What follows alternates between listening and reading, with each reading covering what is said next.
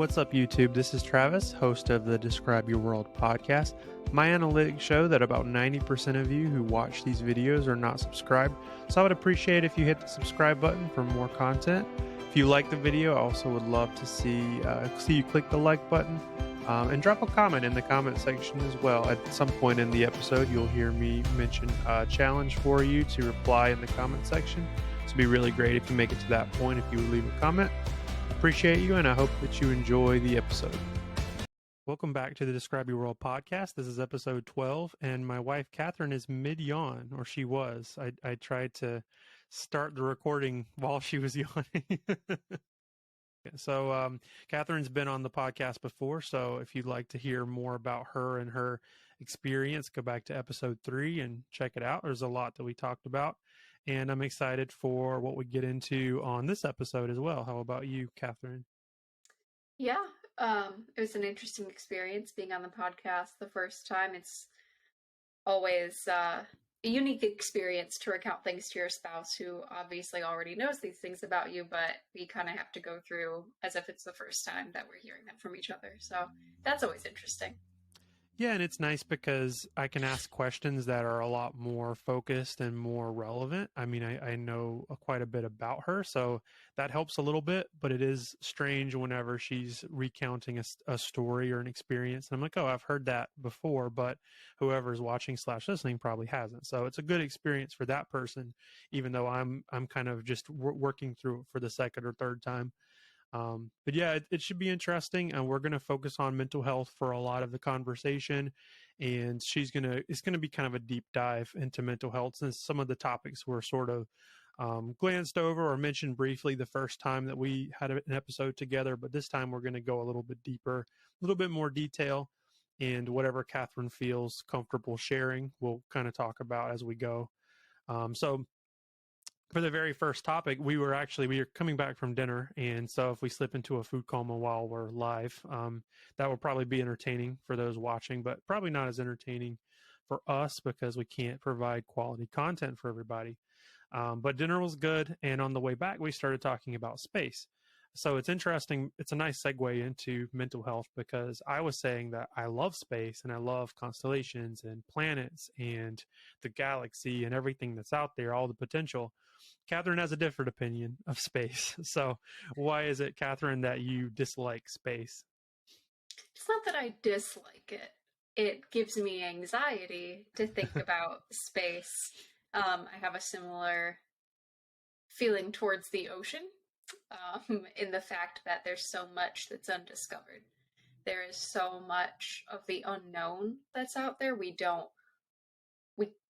I am sure we do not fully understand what is out in the universe and what kind of galaxies and Milky Ways and different universes there are. And the more that we discover, the less we know. And it's just, it gives me like a creepy feeling to think about the fact that there's so much out there that we don't really know what it is, or it's hard to say we will ever be able to fully grasp the vastness and the contents of space, and that like gets me a little ramped up. And see, I'm the opposite. I think it's really cool that there's a lot that we don't know about. I think I'm fascinated to learn more and just the potential of what could be. It's so big and so vast. I'm like, there has to be something interesting out there other than just the one planet with the one species and the one system that's flowing at all times. So that part of it, I think, is super cool.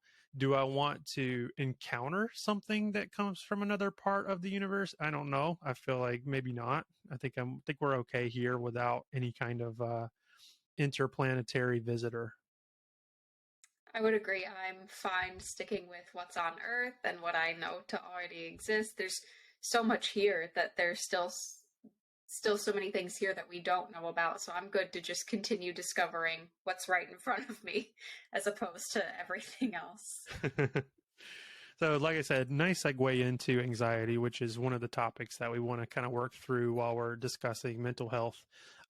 So one thing that's interesting about Katherine, I don't know how in detail and how in depth you want to go with it, but Katherine has shared with me on many occasions that anxiety is kind of a default state for her. Like she feels anxious most of the time. A lot of the time when even at rest, even just watching TV, doing sort of day-to-day tasks and doing things like that, she still feels anxious. So share with, the listeners and viewers more about that. So it's always a fun little answer I have when Travis asks, why are you like this, in regards to different emotions that I may have, or, the way I react to different scenarios. I always jokingly say trauma, but it's true. The way that I experience the world and the way that I have different default emotions and different kind of default responses that differ from your quote unquote average person, are born out of the trauma that I've experienced. And there's been trauma from a lot of different sources over my 26 years of life. And so I respond differently to different scenarios, like kind of based on the individual traumatic events. I'll react in different ways. But so anxiety is my default setting. I've been anxious for so long, and it goes hand in hand with depression. So I've been depressed and simultaneously anxious since I was probably about 12 or 13. So more than half my life at this point, that it's comfortable for me in this kind of in this emotional state that I'm in, where I'm both depressed and I don't have the energy or the motivation to do anything, and I struggle to connect with people, and I struggle to find enjoyment in things that I either previously had enjoyed or that, just again, your average person would enjoy. I find them to be exhausting and draining, and I just don't have the energy for them. And then at the same time, I'm also anxious about a lot of things. I don't enjoy going out into public areas and having to interact with other people. I get very anxious in the car. I'm very nervous that something bad is going to happen whenever I'm in a car. I have no problem driving or anything like that. It's not that bad, but it's just the possibility of something happening that makes me anxious. It's the unknown that causes so much anxiety for me. The fact that I can't control the world around me, and the fact that I don't know what's going to happen next. I can think logically what might happen next, but I'm never going to actually know what's coming up. And that, it gets my heart racing a little bit, because I would feel more comfortable if I knew. So it's just the feeling of being uncomfortable. But that's the space that I've lived in for so long now, that most people would probably default to content or neutral, or even like their default might be happy. And those sound great, but that is not the kind of default that I have. Again, it's just much more comfortable and familiar for me to rest in this state of depression and anxiety, that I have to actively work to move out of that, to move into a different area of emotion. And then oftentimes when I do move outside of that area of depression and anxiety, it's into feeling empty or neutral or detached or dissociated. So it's not really even a good shift, it's just different. It takes a lot to get me to actually feel like genuinely happy or joyful or excited about something. And then it doesn't take very much for me to get pushed back into depression and anxiety. So a couple of things that come out of that, I guess, is sort of the branches of the tangent. So first thing that's interesting to me about Katherine is she has the feeling that there's always a threat, like an ever-present threat, or that, like she said, something bad is going to happen. So I'm curious, or I mean, I guess I understand to some extent, but maybe you can provide more detail.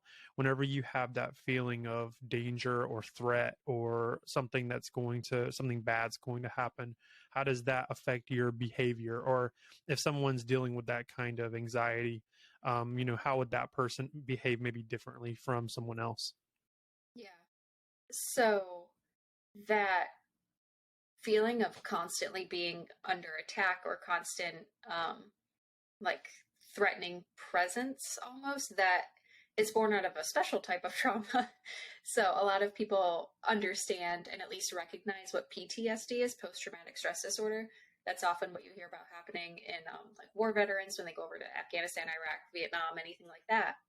And it's typically a singular traumatic event that happens, or somebody who's been in a very, very bad car accident can have PTSD from that situation, something like that. Somebody watched something terrible happen, whatever.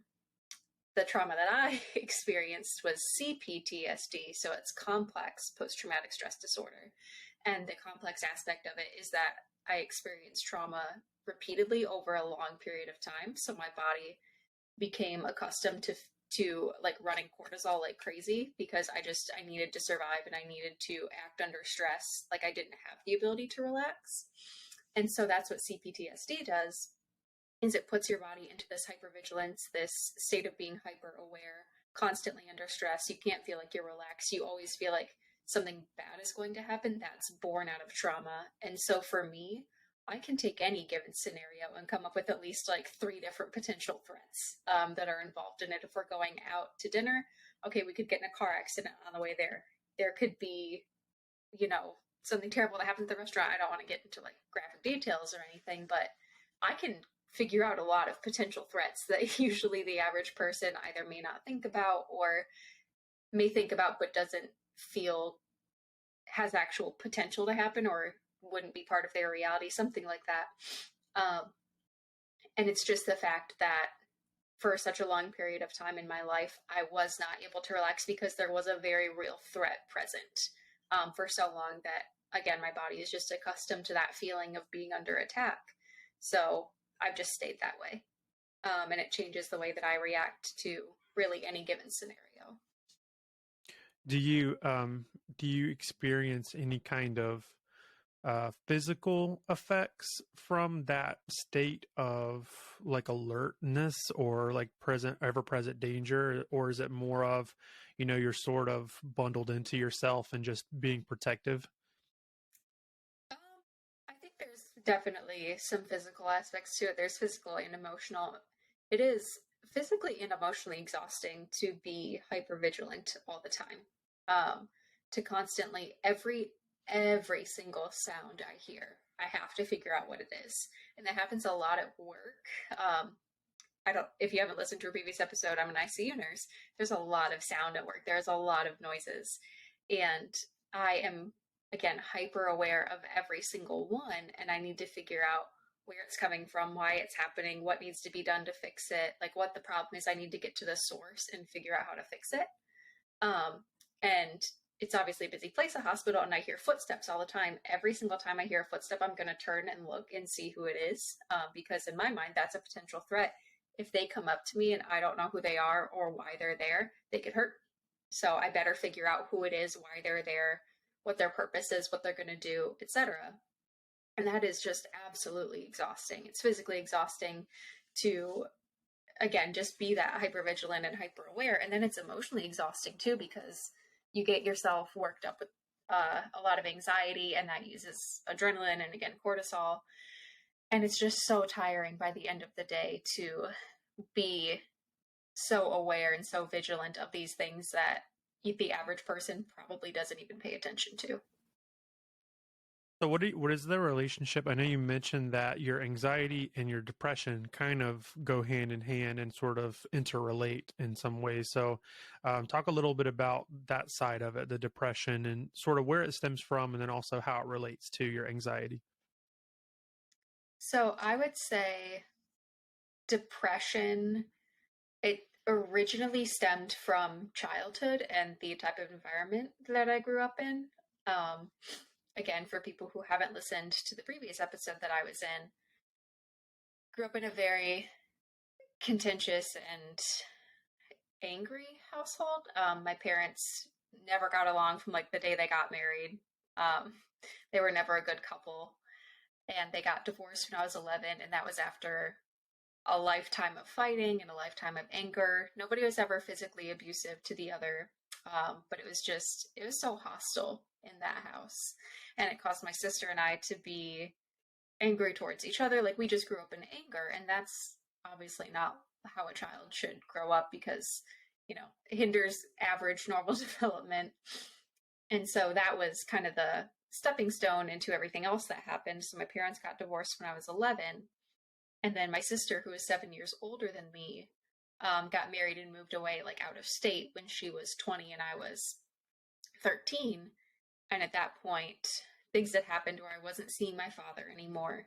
And it was just me and my mom left at the house. And she had always been mentally and emotionally abusive. She's extremely manipulative. We've discovered later on through years of therapy that she is a raging narcissist. So she has no empathy for people and what she does to them and the experiences that she puts them through. And she is a very self serving person. So anything that's going to benefit her or make her look good or give her sympathy or something, she's all about that. And so what happened was when I was living with my mom and there was nobody to intervene anymore, she turned to physical abuse as a way to control, manipulate, and like dominate me. And I was a 13, 14-year-old kid. Like I didn't know what to do. I didn't know who to talk to. It was such a helpless situation. I just genuinely didn't know what to do. And there were times when I thought, or I did try and fight back, and that made things worse because then she got angry and, it just made this event continue on and become worse. So I learned to just stop after a while and kind of take what was happening and wait for it to stop. And so that obviously produced a lot of depression and anxiety throughout the course of time that it was happening. The anxiety stemming from I was living in such a hostile and dangerous environment that, again, I was hyper aware, hyper vigilant. I knew the sound of how she was putting the key in the lock if she had a good day or a bad day. I knew from the sound of her footsteps if she had a good day or a bad day. Like, it was just me being hyper aware of the threat in the house and what each little sound or I guess really like what each little sound meant.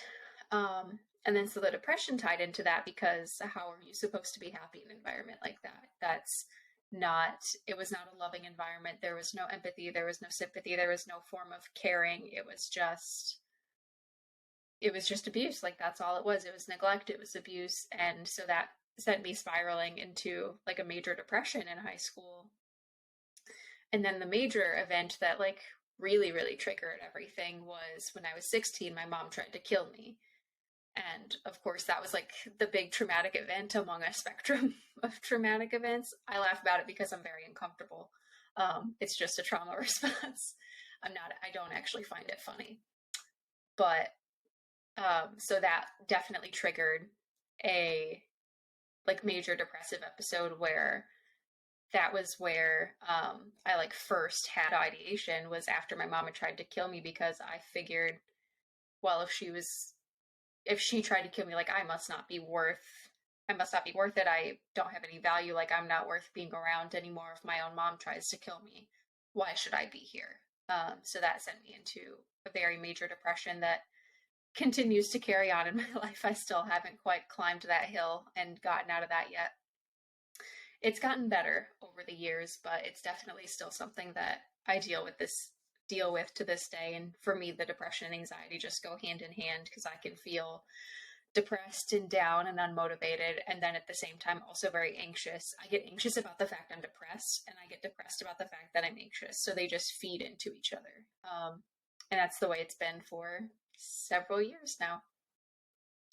What do you think? So I'm sure there are people who are watching or listening who maybe haven't had time with a therapist or a psychiatrist, or maybe experiencing feelings or different sensations that may be relatable to what you're talking about, like with anxiety or depression. So obviously, if they haven't seen a professional, they might not be diagnosed with any of those things. What would you what would you say are some like keys or tells or signs that someone may be either dealing with anxiety or depression? Please don't take this as professional advice. I am not trained in psychology, psychiatry, anything like that. This is coming from personal experience and what I've learned over the years. Each individual is different and has different telltale signs that they're feeling a certain way. I would say overall, you can usually identify anxiety by like the hypervigilance, being hyper aware, um, somebody feeling like they can't quite calm down, like their heart is racing and they feel maybe paranoid or nervous for a reason that they can't identify, or it's a prolonged period of time for that feeling of nervousness and anxiety, where, I mean, acute anxiety or lasting for a short period of time for certain situations is normal. You know, people get nervous when they have to public speak, and people get nervous when they meet new people, something like that. That's pretty normal, like human experiences. But if it continues on past that and it doesn't seem to really go away, that's probably a good indication that that person may be dealing with anxiety. Um, and then as far as depression, usually kind of the hallmark signs, if you look up signs of depression on different websites or whatever, it comes across as people losing interest in things that they used to find enjoyable, um, people feeling unmotivated, people feeling fatigued and exhausted, not seeing the point in going to work, seeing your family and friends, doing your hobbies. It's just, depression just sucks the life out of you, and it kind of leaves you as like a hollow, um, it leaves you as a hollow version of yourself, and that it manifests differently in people. But I would say that those are kind of the easier signs to identify. And if, obviously, if you have any concerns about a family or friend possibly being anxious or depressed, like, ask them. You don't need to go around them and ask the people around them. Just ask them how they're doing and ask them what's going on. Like, that is the best way to handle the situation, is to approach the person.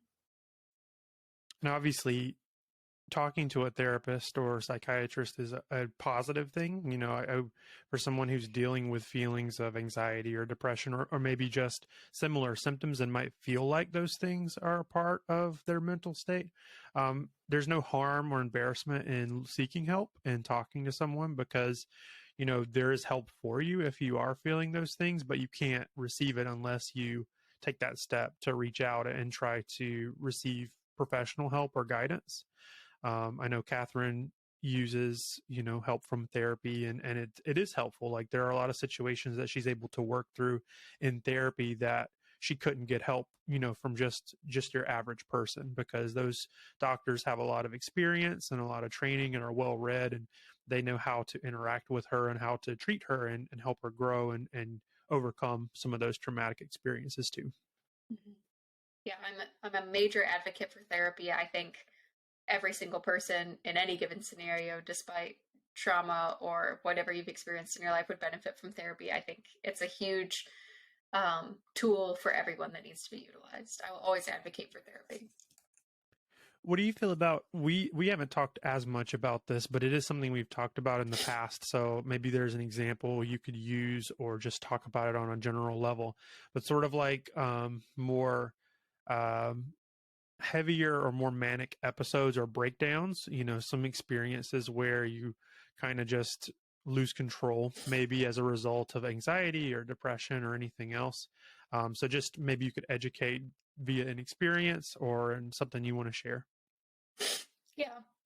So when you use the word like manic, mania usually refers to specifically bipolar disorder, and the characteristics of bipolar disorder. Um, I forget the difference between the two types, but mania is a part of both of them, if I remember correctly. And then it's usually like depression, and then type 1 and type 2 have different characteristics. Um, but the mania refers to like a euphoric sensation, and that is like a distorted reality, kind of. That's usually when you see people who've been diagnosed as bipolar, like spending outrageous amounts of money and picking up 20 new hobbies at the same time and trying to um, get this sense of euphoria to either like maintain itself or perpetuate or something like that. So that's how I best understand mania. So I usually don't identify myself as having like manic episodes. Um, I haven't been diagnosed with bipolar disorder, but um, that's just usually what I associate it with. So I'll probably refrain from using that word.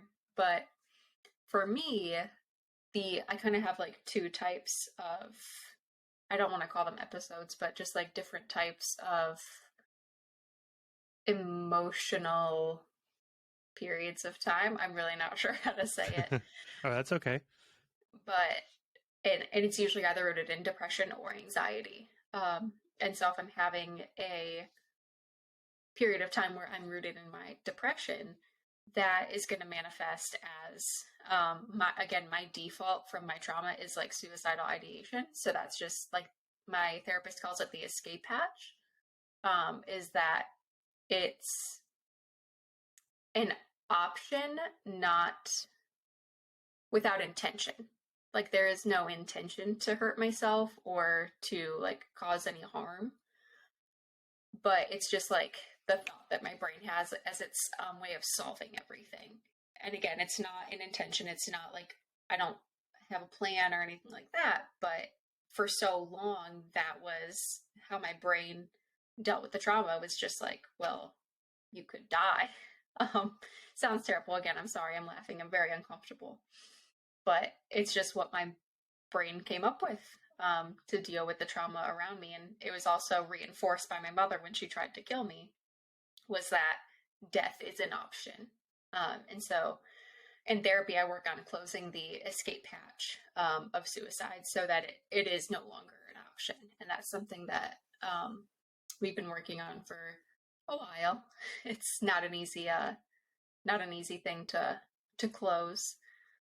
I also, when I am in kind of that depressed state, tend to feel very empty.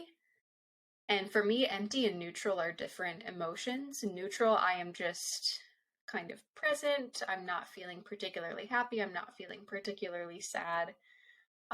It's almost just like I'm kind of floating. Just like you put your car in neutral. If you're on a flat road, you're not going to do anything. If you're on a decline, you're going to go down. If you're on, well, you're going to decline no matter where you go. But I think of it as like a car being in neutral, like nothing happens unless you make it happen kind of thing. And then for me feeling empty, that is like I'm missing something. I'm missing some sort of emotion, or I have like no association to experiences when I'm feeling empty. And it's also different for me feeling dissociated. For me, dissociation and emptiness are not related, but they sound similar when I try and describe them. So when I'm feeling empty, I don't really experience emotion at all. And it's such a specific feeling that I have such a hard time describing, but it just feels like if you could hook up a vacuum to me and just like suck out every emotion and every experience and almost everything. Like my physical body is still present, but there's like nothing else attached to it, kind of thing. That's what to me, it feels like to be empty. And then dissociation is more of like they're difficult to describe and they're difficult to differentiate.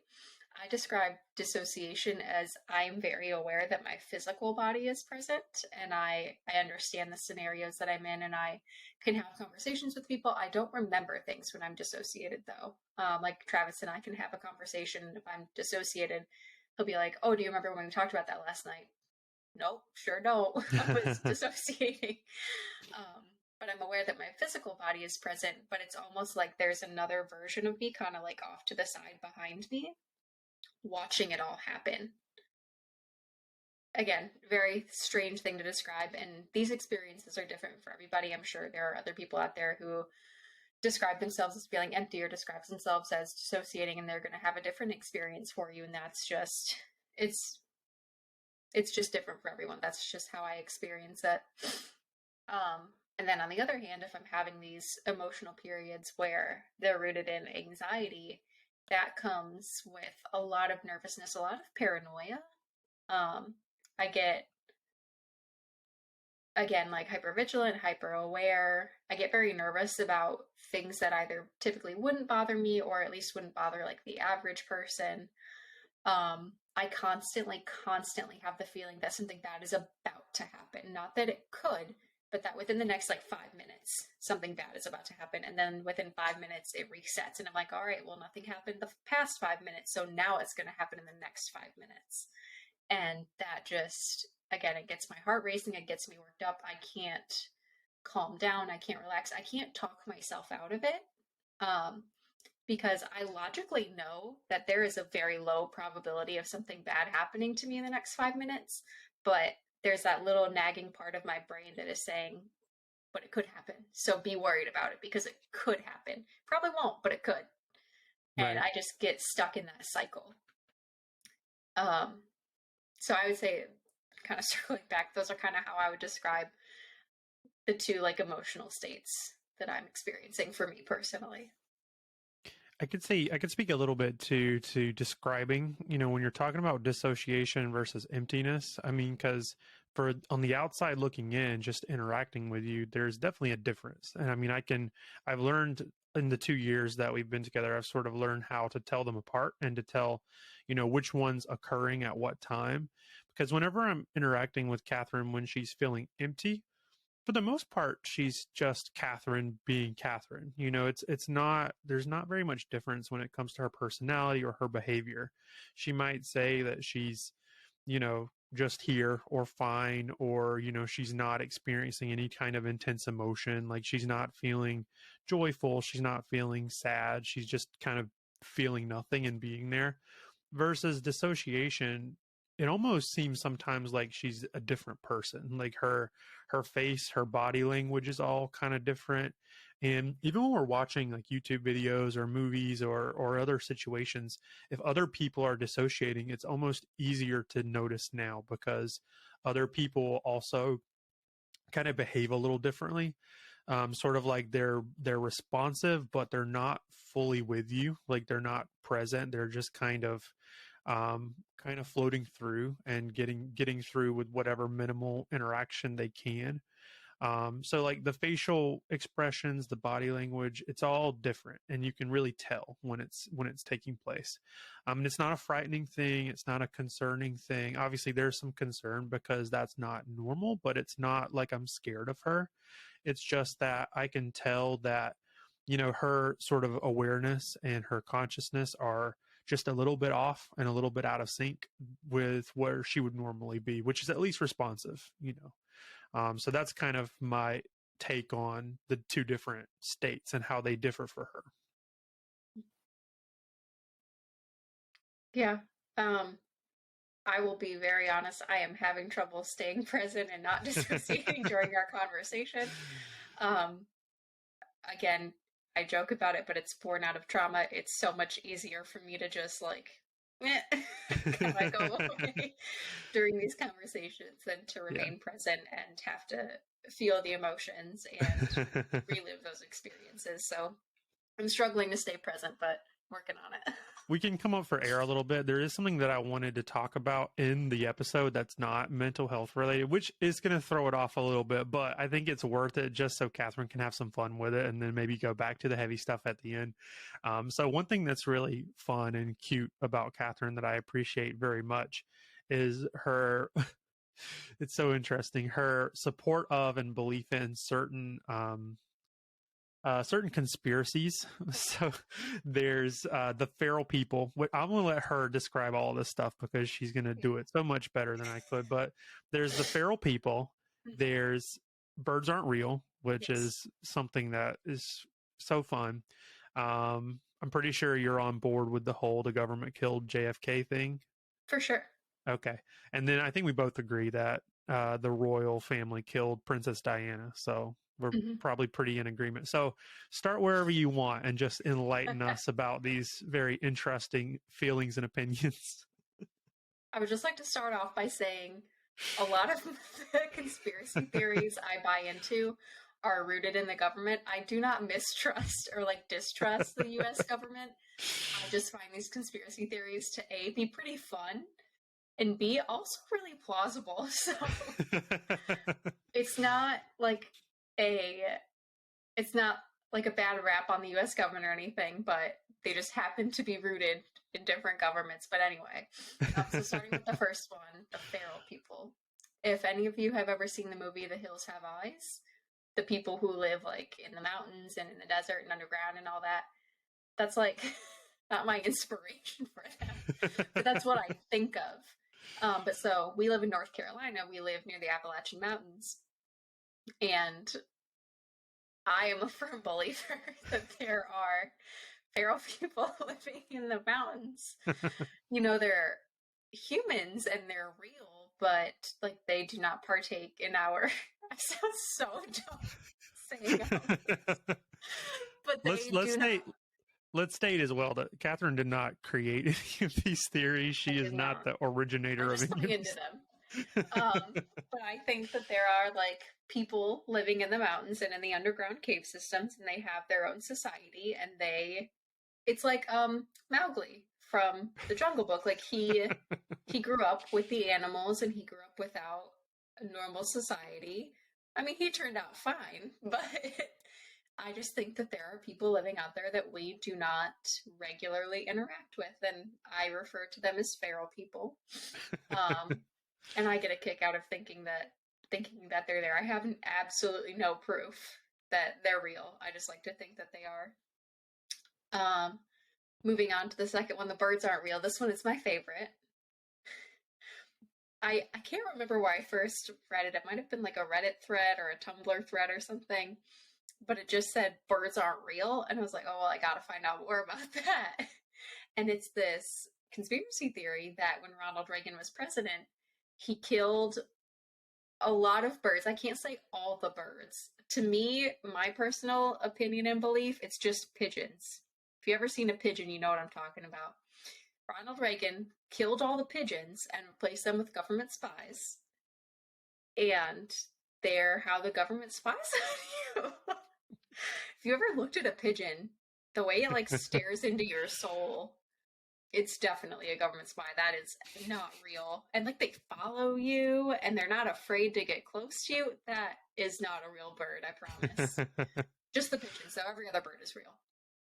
But so I like to say that Reagan killed all the birds. The birds aren't real. Um, and the third one was the government killed JFK. Yeah, Johnson and the government and all that were definitely involved in the plotting of the assassination of JFK. I don't have a lot of like data to back that one up. It's just one I heard of a long time ago, and I learned a little bit about it, and I was like, yes, they did. So Johnson and the U.S. government killed JFK. Believe in that. And then the last one is that the royal family conspired and implemented the death of Princess Diana. Again, I don't know that much about that one, but like they didn't like her. They didn't want her to be there. They thought she was a threat to them and all of these other things. She didn't fit their ideals of what a princess looked like. And so it was just easier to get rid of her. So they did. They killed Princess Diana. See, it's interesting because I learned most of these on our honeymoon. So this isn't anything that we talked a lot about before then, but like while we were traveling through mountains and stuff, feral people came up. And then while we were in New York, actually New York was before because I remember we talked about this while we were in a park in New York and there were pigeons walking around. And I remember Catherine saying, you know, that's a robot, that's a government spy looking at you. And my mind is just kind of blown because I'm learning all these new things about my partner. And so we're kind of different. So Catherine has her conspiracies. I'm more of like a big proponent of the cryptids and the supernatural slash paranormal. And so I like Bigfoot, Loch Ness Monster, ghosts, demons, all that fun stuff. Fun fact, just a little plug too, there's going to be an episode soon coming up where I'm talking to a paranormal investigator or an expert of the paranormal. So that should be a lot of fun. But we have our different spheres. So the things that Catherine believes versus the things that I believe. And what's funny is some of her conspiracies, like the pigeons, because I've seen dead pigeons before, and they're pretty organic. They're not extremely robotic. I don't buy into all of her conspiracies. She doesn't fully buy into my cryptids and my supernatural beliefs. So it's kind of cool because we bounce those things off of each other. And then there are situations we like to do ghost walks and ghost tours and stuff. So we end up discussing it pretty thoroughly, but we just definitely have differing feelings about them. Yep. We both have our things we believe in, and then we entertain the other one's thoughts. So what's your favorite as far as your conspiracies, or maybe one that I left out? Is there anything that you want to kind of push forward? My favorite is birds aren't real. I'll say that all day. The place where I work, there are pigeons everywhere, and just that dead, soulless thing staring at me. Like, I know you're not real. I just know it. I don't know. Like I said, I've seen dead birds, and they're pretty not android like or cyborg like or robotic in any way. That's what the government wants you to think. I guess I Maybe guess there's like a few. I guess the proof will be if this podcast episode doesn't get us like hunted down, or like if we don't have any kind of negative repercussions as a result of discussing it. I guess that will kind of confirm that there's no conspiracy going on behind the scenes. Yeah, we'll have to watch our backs after this. I just said that Reagan killed all the birds and they killed JFK. So better Yeah, I watch mean, out. those those big events like Diana and JFK, 9/11, those are sensitive and touchy in a way, but whether or not the government was a piece of or a part of those experiences, at this point it's kind of a moot point. Like, it's not that we could do anything about it if they are. It's not that our beliefs and opinions carry any weight in the scientific community or the community of historians. So whether or not they were, it's hard to say, but I don't think we're in any kind of danger as a result of kind of calling them out. Hopefully not.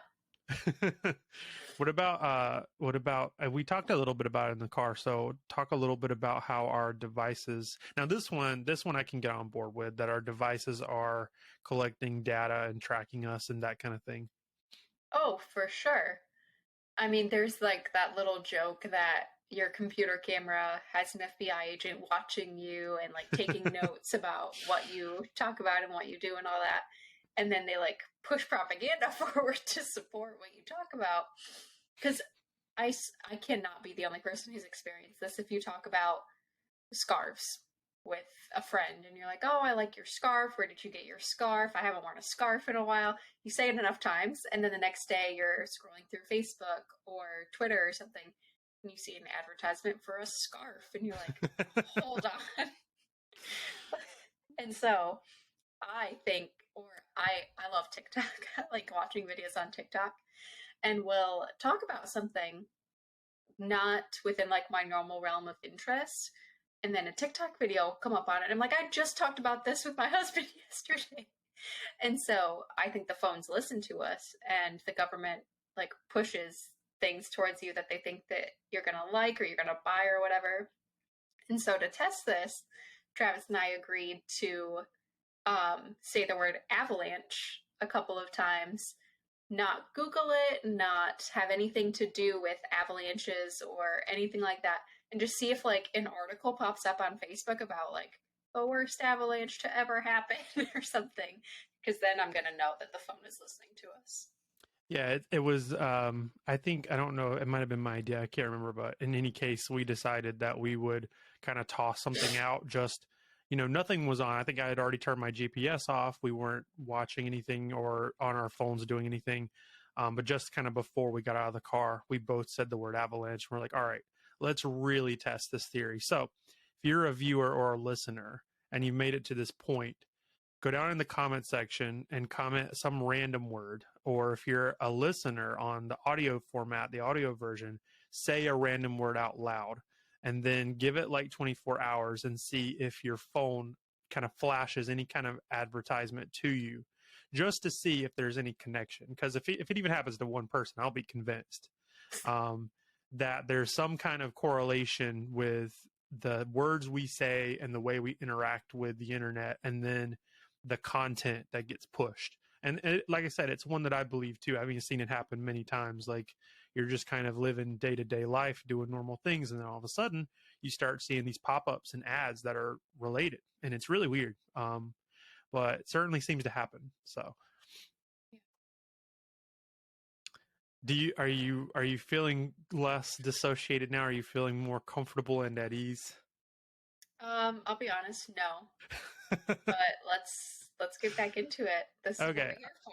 Yeah, I was going to kind of save the last section for what I think is probably the most traumatic, I guess, because I want to talk about your work as a nurse, being at the hospital in the ICU, because not only is it valuable for you to talk about and share about yourself, but there are so many nurses who have gone through such traumatic events and experiences, especially going through COVID and all the things that take place like on a day to day in the ER, the ICU, general hospital, everything. So if whatever you feel comfortable sharing, I know I don't want you to get you in trouble or anything. So I can kind of just walk through. So there's kind of two different traumas at work. There is the umbrella COVID trauma, um, and then there's just like trauma that we experience being an ICU nurse. Obviously, the patients we see are very, very sick, and they can decompensate very, very quickly. So I guess I'll start with COVID because that seems to be the bulk of it. I originally worked with COVID when I was living back in Michigan before Travis and I had met. And it was right when COVID hit the US, like right at the beginning of 2020 kind of era when we still didn't quite know what we were dealing with. And we didn't quite understand like how contagious it was, all of these other things. And the hospital I was working in got absolutely slammed with COVID. Like for the area of Michigan that we were in, we were one of the most highly concentrated like COVID areas at the time. And it was because of an airport that we had nearby. So there was so much international travel that was coming through, and they hadn't like stopped the travel at that point. They hadn't put a travel ban on. And I went from being this cardiac progressive care nurse dealing with people who were awake and alert and had just gotten maybe like a heart cath or something like that, and they were fine other than, one or two issues, to people who were dying in front of me. And that was a very traumatic thing. I'd only been a nurse for right about 2 years at that point, so I was still fairly new in my practice. I was still kind of getting my footing and seeing what I could handle. And COVID hit, and it pushed us all to our absolute limits. We had the sickest patients that we'd ever had. We had the most burden placed on us that we ever had. We were implementing new procedures and practices every day based on the new information that was coming out from the CDC. So what we thought was true on Tuesday is proven to be wrong on Friday. So now we're going to do it a different way. So it was so much change and so much burden placed on the healthcare system. And so I had decided I was going to move outside of Michigan, like in early 2020, and then COVID just kind of pushed that. There was a situation that happened with our hospital that kind of sped the process along. So I moved to North Carolina. And at that point, I wanted to be challenged in my nursing career. I was looking for a step up from where I had been working before. And really, the step up from progressive care is either ICU or ER. And being the kind of person that I am, like unbridled chaos, I don't thrive in, but controlled chaos, I don't want to say I enjoy it, but I'm good in it. And so the ICU seemed to be a better fit. And I was looking to challenge myself as a nurse and grow in my practice. So I applied for an ICU position. I got it. And the first day, the unit was still dealing with COVID. It was August, September of 2020. So it was still like full on COVID. We were still dealing with like the different variants and still trying to understand how to treat it.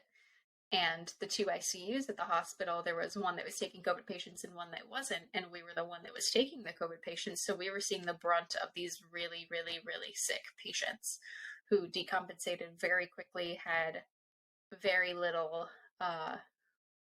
room to improve. Like they were so sick by the time they got to us that there wasn't a lot that we could do. We could kind of prevent, or we could, I lost my word. We could delay their death, but we couldn't stop it. And that was a very difficult reality to come to as a young nurse who, I don't know any nurse who doesn't care what happens to their patients. We all care.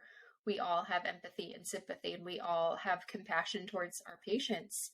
And to lose 90% of your patients is a really, really heartbreaking thing. And it became, trying to think if I want to phrase it. It was just traumatic in the fact that you became so hopeless. You didn't stop caring, you never stopped caring, you never stopped being compassionate, you never stopped trying everything.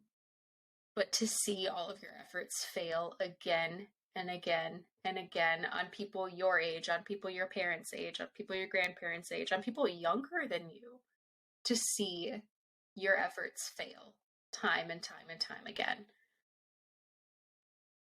Like there aren't words to describe that feeling and like that state of being and having to go to work every single day, taking care of the sickest patients possible and running around all day. You're in your N95, you're in your gown, you're drenched in sweat, your face hurts. You can't, not that you can't breathe, but it's hard to breathe 2 masks on. And you've probably done CPR 2 or 3 times that day. You've probably helped with 2 or 3 intubations that day. And you don't eat, you don't drink, you don't go to the bathroom, you don't do the things that normal people get to do in their day-to-day lives because you're too busy. Your patients need your attention more than you need to do those things. And of course, COVID caused a massive nursing shortage. People were leaving nursing either due to the trauma of it. People were leaving nursing to sign travel contracts to make more money during COVID. So, and I mean, some people, if they were older or had health issues themselves, left nursing altogether for like their safety. And I can't blame anybody for the things that they did during COVID. I don't have resentment towards the nurses that left our hospital for various reasons. I support them in what they do, but it did make it harder on us that got left behind. It did make it harder on us who were still there because we had to pick up the slack. So we were stretched to our absolute thinnest. And then we saw a little bit of a reprieve in like the spring and summer of 2021. And then they lifted some of the restrictions. And then we got hit with the second strain of the virus, and people got together for the holidays. People got together for Thanksgiving and Christmas. And the end of 2021, am I thinking of that right? No, I'm getting my years wrong. It's all kind of jumbled together for me, honestly. But there was a period of time where COVID had kind of trickled down in terms of how much of it we were seeing and how sick our patients were. And then people got together for the holidays. It was at the end of 2020 and the beginning of 2021. That's when it happened. And then we got hit all over again because people got together for the holidays. People were still unvaccinated at this point. They were taking off their masks with their family members. They weren't wearing masks to the grocery store anymore. And we just got hit all over again. And it was almost worse than the first time, I think, because we had seen the reprieve and we were so grateful for it. We were grateful that our patients weren't as sick. We were grateful that we weren't stretched as thin. We were grateful that we still had sick patients, but they were sick with something other than COVID. They were sick with things that we could fix. They were sick with things that were reversible. And we didn't see prolonged hospital stays. We didn't see such young people in such dire conditions. Like we saw other things, just not COVID. And then we got hit with COVID all over again, and it just hit us all over again. It hit us emotionally, it hit us physically, it hit us mentally. And again, we got through it, and the trauma didn't stop. I can very vividly remember several of my patients who have died that I took care of during COVID, and I can remember their faces. I can remember their names. I can remember their families. I can remember what room they were in. Like there was so much trauma that occurred around it that it's just stuck, and it's not going to go away, and it's not going to be fixed. And it's something that stuck with me as a nurse, and it's changed the way that I behave as a nurse and the way that I provide care and the way that I look at things. And now I have kind of a different response as a nurse to trauma. Like I can almost bring everything back to COVID. I can almost kind of tie it all together. Just kind of thinking of the things that we experienced during COVID and what we're experiencing now, and kind of the difference between the traumas. I'm trying really hard not to dissociate right now. I'm losing my words. But yeah, there was just the trauma of COVID. That was like its whole thing in and of itself because there was so much unknown going on. There was so much that we still didn't know. We still didn't understand the best medications to give, the best practices for the patients. And again, it seemed like everything we were doing was in vain. Ultimately, it unfortunately happened so often that we could do every single thing for this patient. They were still going to pass away. And they weren't able to be with their families. They weren't able to say goodbye to their loved ones and vice versa. And that has such an emotional toll on you as a person and as a nurse, that again, it's affected us moving forward. And then now, kind of the trauma that we experience at work is more, at least what I've experienced lately, is people seeming okay, and then they're just not. It's like a 180 switch in a second.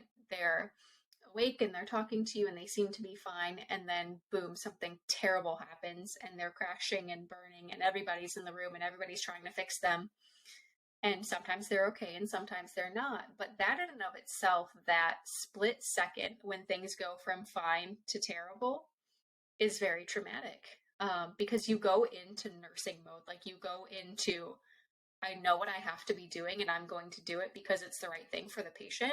And you kind of turn off the emotion. You just get into it. You do what you need to do. You call the code, you start CPR, you do all of these things that you need to do to save the patient, and you save the emotions for afterwards. And then so you're, maybe after it's done, whatever the outcome was, you're sitting there, you're charting, you're just standing outside the room trying to catch your breath, and it just hits you. It's this massive wall of emotion, and it's sadness, and it's grief, and it's heaviness. And at least what I do, and I found a lot of other nurses do it, they question what they could have done differently. They question what they could have done better. Like, maybe if I had recognized this, or if I had done this, so such and such wouldn't have happened, and so would have been okay, and now they're not okay, kind of thing. So it just makes you question your ability as a nurse. Um, so I mean, I when I tell people about the experience, or like the trauma that I've experienced as an ICU nurse, their question is always, well, why don't you leave? Like, why don't you find another job as a nurse? Why don't you quit nursing altogether, go to a clinic, go to a med surg floor, go to labor and delivery? People always tell me to go to labor and delivery because it's so happy over there. A, it's not always happy over there. And B, labor and delivery is not my thing. Kudos to the men and women who can do that. But I don't want to leave the ICU. The challenge is something that I like to grow as a nurse, and I like to push myself and challenge myself to learn more things, to be a better nurse for my patients, to be a better advocate, to have this broader sense of knowledge so that I can take care of these people who need help.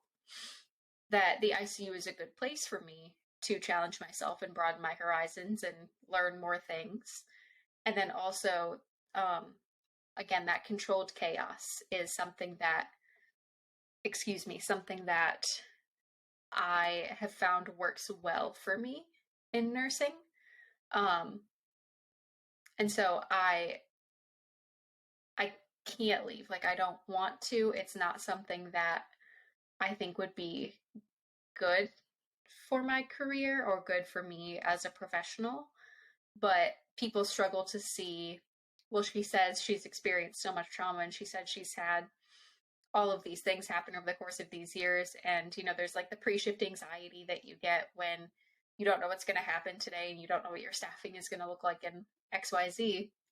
But at the same time, I still love what I do. I still love nursing. I love taking care of people. And I love, oh gosh, when we can see people get better, when we can see people come in at their absolute worst and their families are dealing with the unimaginable, and then they're there with us for a day, a week, a month, 6 months, whatever it is, and we can see them through the process of getting better, that is such a reward for like all of the other things that we've experienced. That is what we thrive on. When patients come back after they've gone to rehab or after they've gone home to say, thank you for the care that you've given me, and thank you for like giving me my life back. Like, we did have patients come back during COVID who, by the grace of God, were able to survive and were able to recover.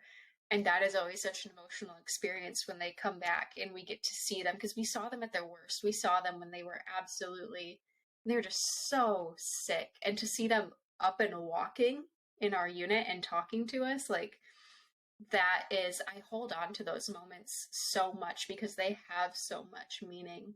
And those are the moments that keep us going because we're going to experience trauma, we're going to experience hardships, and it's not always going to be what we think it might, but we get to see those outcomes where the people come back and the people get better, and it makes it all worth it again. I don't know that I have any questions. That was so thorough.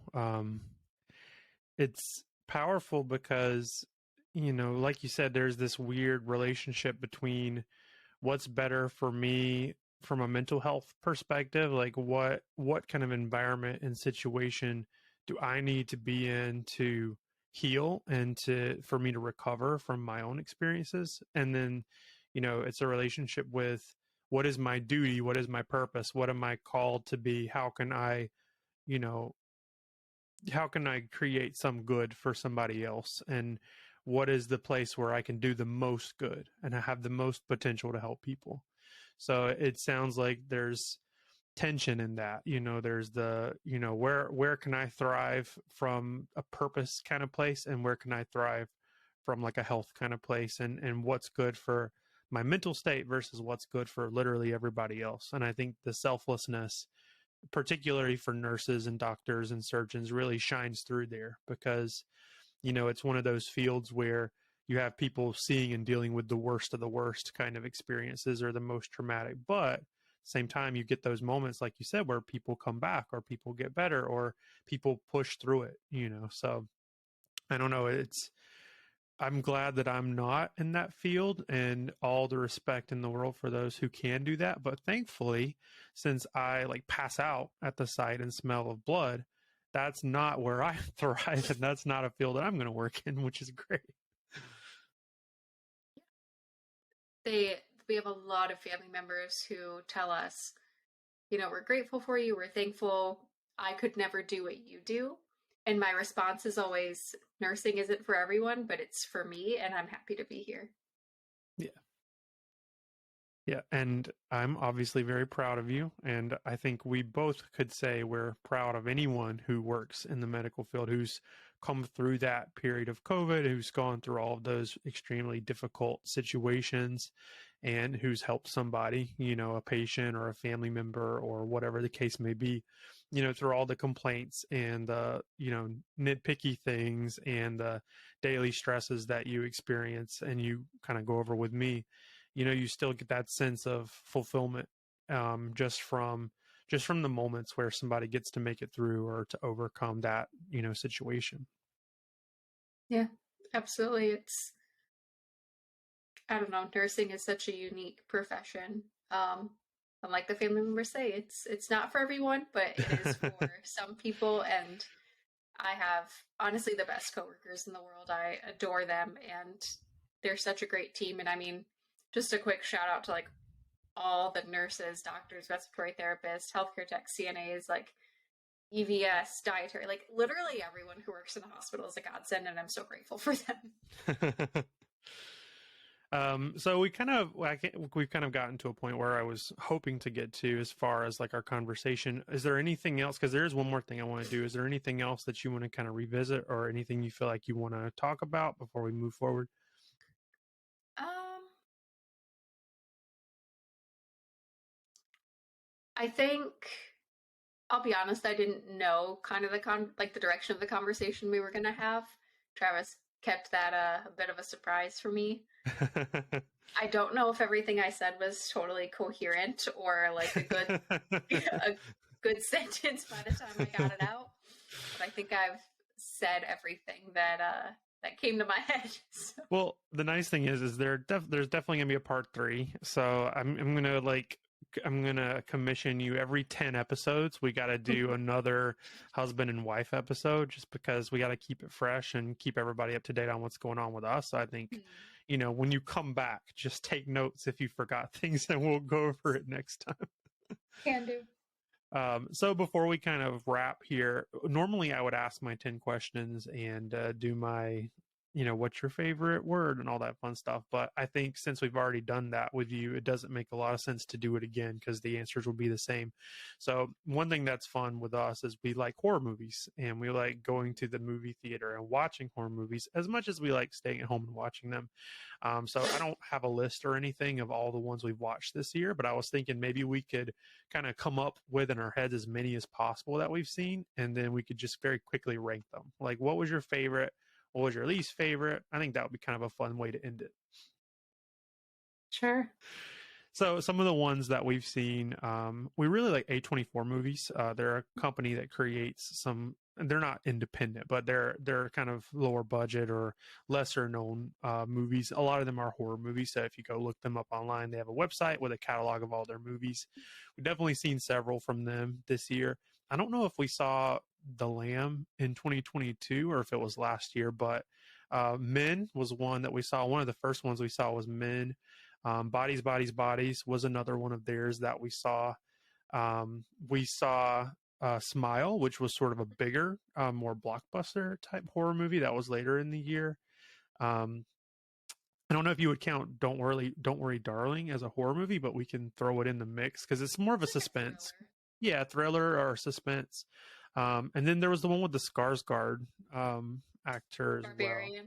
Barbarian, that was on there too. So those are, I mean, Orphan First Kill, we saw that one too. So there were a few in there that, can you think of any others that we Yeah, saw? we saw X and its prequel, Pearl. We did. Yep. We saw X and Pearl as well.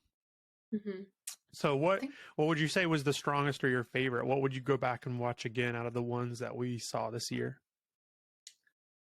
I the thing with horror movies, like once you watch them once, they're not as fun because you learn the twists and you learn who the killer was and blah blah blah. I still like to go back and watch them; they're just not as fun. Um, my favorite out of all of those was probably Bodies, Bodies, Bodies. I thought the twist was really really nice. It was also poking fun at like woke culture, which was pretty funny. Um, So it was set like in modern day, and they were using the terms that get overused in today's daily conversation. So I thought it was honestly my favorite. It was the only one that we saw that like truly mixed humor and horror. Mhm. And I always think that that's a really fun combination. Yeah, I mean, I even think that somewhere I saw it was listed as a horror comedy. And it was funny. Like there were some really good moments in it. There were a couple of points that I was thinking about when I was thinking about doing something like this. So the movie Men, if you haven't seen it yet, it's sort of there's definitely a point to be made, from like a feminist slash sexist kind of gender thing kind of going on where they're talking about. Um, Patriarchal society slash culture. I mean, it definitely messes and touches that a little bit. So for that movie, the first half of it, I absolutely loved. Like if we could take off the second half of the movie, I would rank it really highly because I thought it was amazing. I love the build up, the suspense, the world building, the characterization. Really, really strong. I have to drop it a little bit because I thought the ending was absolutely ridiculous. They took their point and their what they were trying to demonstrate with the movie just to a crazy level. So definitely recommend checking it out, and would love to know anybody else's opinion on that. The one that maybe caught me off guard the most was probably Orphan First Kill, because it was kind of a sleeper. Like I don't think anybody was really excited to go see the follow up to like 10 years ago when they made the first Orphan movie. But it was really good. Like it was very well done. Special effects were good. Acting was good. Some good moments in it. Nothing really surprised me, but it was solid. It was a really solid movie that I wasn't expecting, which made it a little better. Yeah, yeah, for sure. Um, Kind of the other ones we saw. I'm trying to think if there was one that was like particularly uncomfortable. I'd say Barbarian was like very uncomfortable. Yeah. It was just it had a lot of like ugh moments in it where you're like ugh Yeah. no thanks. That one's really strange for me. I would love to watch it again and see what a second viewing is like because that one was it feels like a really good movie when I look back on us watching it together. But when I think about it from like a logical standpoint and trying to piece together the characters and the themes of the movie, it shouldn't have been a good movie. As particularly the ending, it was just so weird. Like they did some weird things with that movie, but Yeah. I mean there was some realism to it as well, and they did play with some funny themes as well. Some of the kind of current and modern themes they toy with that stuff too. I think the actor, the guy, the Skarsgård character, I think was really good. The mother, I won't say more than the mother, but the mother was really interesting too. It was a good movie. It was overall a good movie, but I don't know that it should have been. I would like to watch it again just to see if I'm right on that. Yeah. Yeah, we love horror movies, so any recommendations or suggestions we'll definitely take because I think we've seen just about everything at this point, and we're so desensitized to it that when we see a horror movie, or at least I am, nothing really scares me. Like there's not a way to really like jump scare me or anything. I've there's this thing as a writer. There's a thing where you have like three main types of stories, and every movie or story that you read or watch can fall into one of those three categories.